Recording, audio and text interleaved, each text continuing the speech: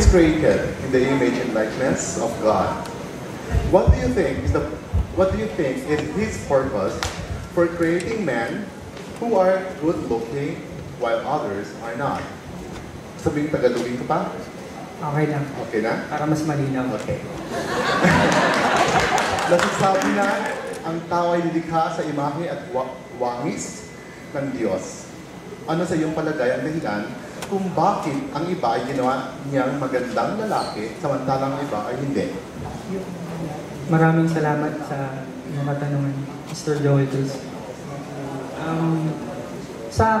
Para sa akin, lahat naman may purpose kung paano tayo ginawa ni God.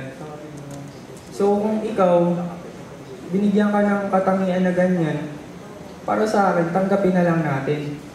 Dahil ito isang biyaya o gift.